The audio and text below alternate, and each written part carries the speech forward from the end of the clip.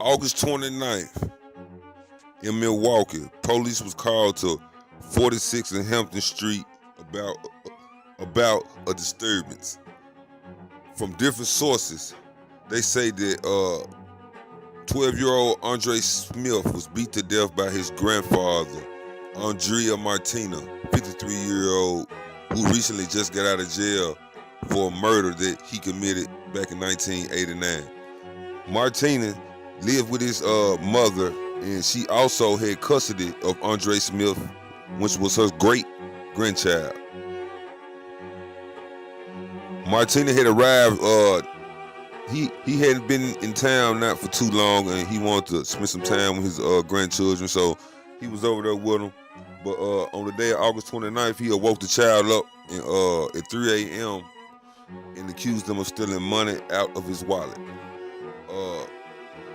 Before really Andre got a chance to say anything, the grandfather went and tried to grab his belt to get the child a whooping.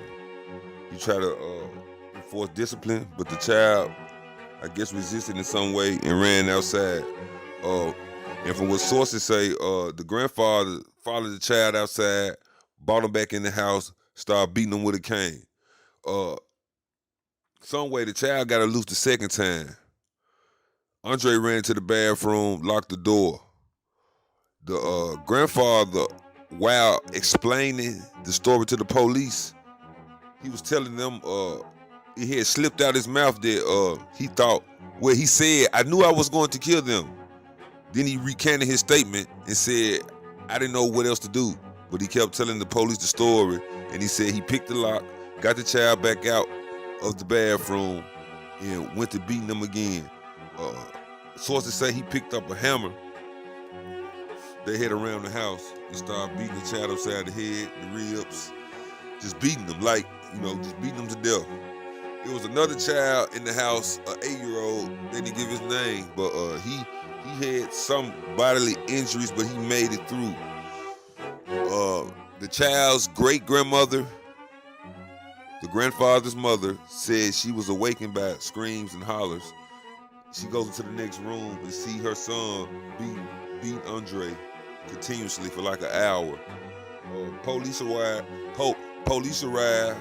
and they hear the stories and everything.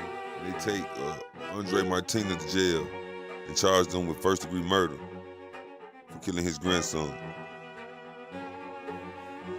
And not only was he charged with murder, he also had drug charges. He had meth, weed, it may be a firearm in the house.